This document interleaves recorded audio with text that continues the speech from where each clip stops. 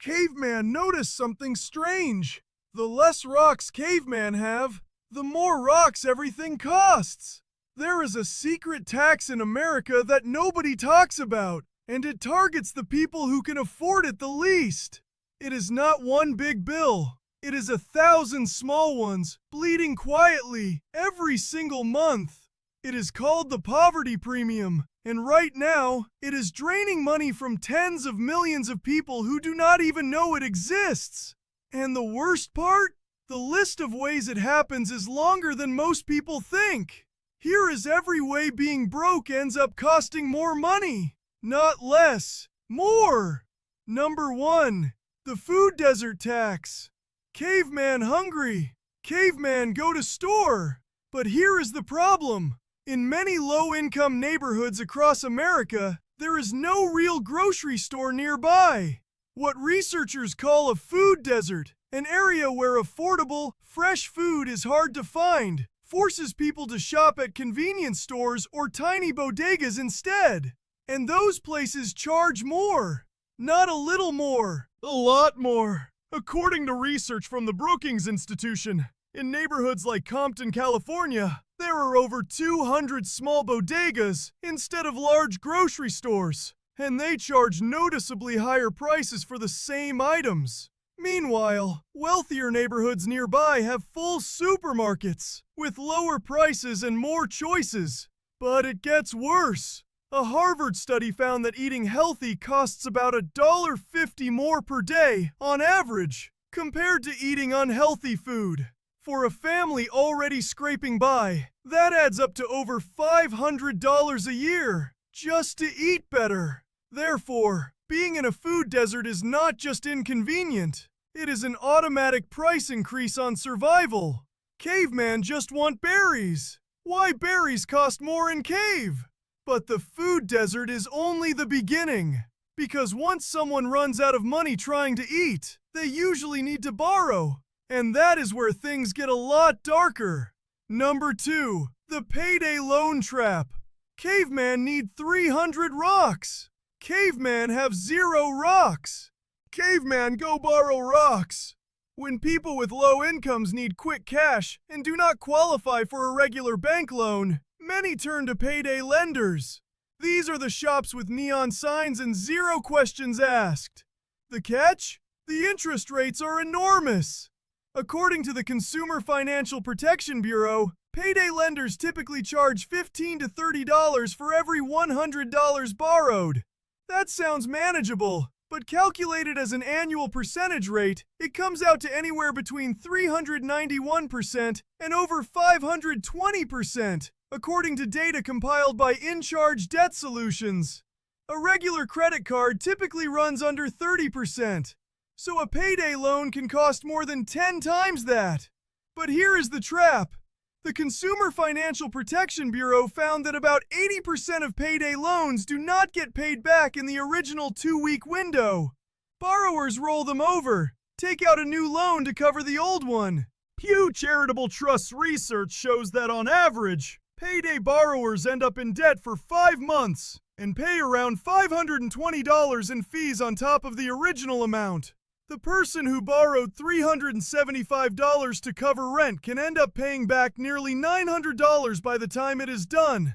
According to a Kinder Institute for Urban Research survey published in February 2026, about 19% of Houston area residents used at least one predatory lending product in the past year.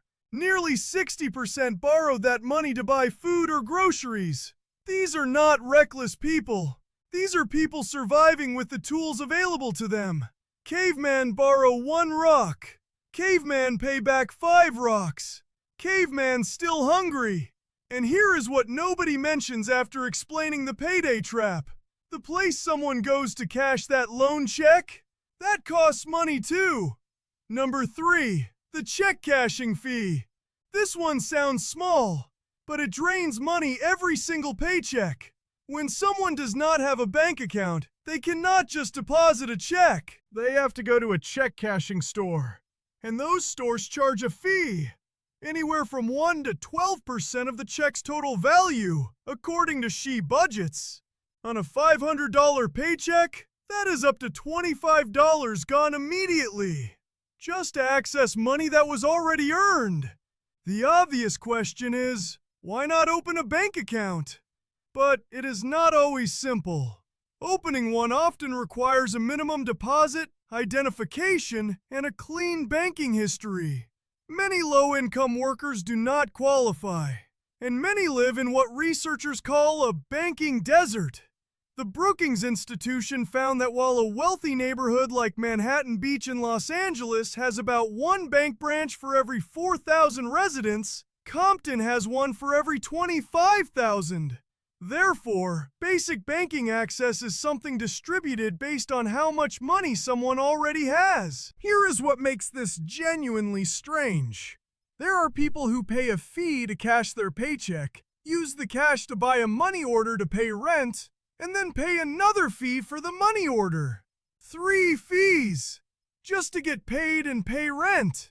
This is not rare. It is a weekly routine for millions of Americans. Caveman trade mammoth meat for shells. Shell counter charge fee to touch shells.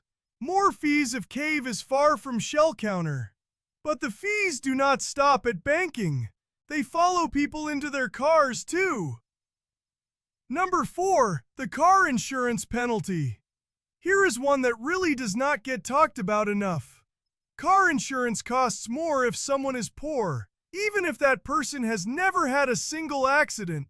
According to a 2023 report from the Consumer Federation of America, drivers with poor credit scores pay on average 115% more for auto insurance compared to drivers with excellent credit. That is more than double the price. For the same coverage, with the same driving record. Insurance companies in many states are legally allowed to use a person's job title, education level, zip code, marital status, and credit score to set premiums. None of those things have anything to do with how carefully someone drives, but they have everything to do with how much money that person has. According to a Chamber of Progress analysis published in early 2026, drivers with poor credit in New York pay an average of $7,590 per year for full coverage auto insurance. Drivers with good credit pay about $4,031. Same roads, same car, different credit score, almost double the bill. Therefore, a person already struggling pays more for the same legal requirement to drive to work than someone who is not struggling at all. Caveman drive Rockwheel. Rockwheel insurance cost more because caveman live in wrong cave. And here's what nobody asks after hearing that number. If this keeps happening across groceries, loans, banking, and insurance, what does the total actually look like by the end of the year? Number 5, the bulk buying trap. Everyone has heard the advice. Buy in bulk. Go to Costco. Spend less per unit. Save money. The math is real, but it only works if someone has spare cash up front and space to store things. Research from the University of Michigan suggests that the people who would benefit most from bulk buying are often the ones least able to do it. When someone is living paycheck to paycheck, spending $40 on a giant bag of rice when rent is due in 3 days is not a real option, even if it would save money over time. Think of it like this. It is the same product, sitting on the same shelf, but it comes with 2 different price tags depending on how much money the buyer walked in with. Therefore, the person with no financial cushion buys small quantities more often, paying a higher price per unit every single time. The person with savings buys in bulk once and pays less per unit all year. Caveman can only carry 1 berry at a time. Berry seller charge more for 1 berry than for whole bush. And the bulk buying trap is just one version of a much bigger pattern, paying more upfront because there is no upfront money. That pattern shows up even more clearly in the next one. Number 6, the rent-to-own illusion. Caveman needs sleeping mat. Caveman have no rocks. Caveman sign paper at mat store. Rent-to-own stores let customers take home furniture, electronics, and appliances immediately and pay in small installments. That sounds helpful, but the total cost is where the illusion breaks down. According to She Budgets, people using rent-to-own agreements often end up paying 2 to 3 times the item's actual retail price. A couch that sells for $500 at a regular store might cost $1,200 through rent-to-own once all payments are added up. The customer who had $500 up front paid $500. The customer who did not have $500 paid $1,200 for the exact same couch. Here is a story that makes this real. There was a single mother in Memphis who needed a washer and dryer for her 2 kids. She could not afford the $700 up front. She went rent-to-own, paying $90 a month. By the time she owned the machines 2 years later, she had paid over $2,100 for appliances worth $700 at any regular store. She did not make a foolish choice. She made the only choice available to her, and the system charged her 3 times the price for it. Caveman pay extra rocks every moon because Caveman did not have enough rocks to begin with. But maybe the most painful entry on this list is not about furniture or cars or groceries. It is about something far more personal. Number 7. The health insurance gamble. When people cannot afford comprehensive health insurance, many pick the cheapest plan just to have something.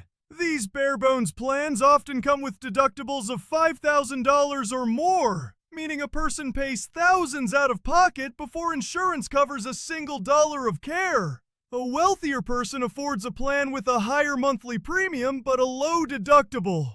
When something goes wrong, coverage kicks in fast. The lower-income person picks the cheapest monthly payment. When something goes wrong, a broken bone, an ER visit, a sudden diagnosis, they owe thousands before insurance touches any of it. Many simply skip care altogether. They push through the pain, wait and see. That skipped care becomes a bigger, more expensive problem months or years later. There is something quietly devastating about a person who knows something is wrong with their body, who knows they should go to a doctor, but who does the math in their head and decides they cannot afford to find out what it is. That calculation happens millions of times a year in this country.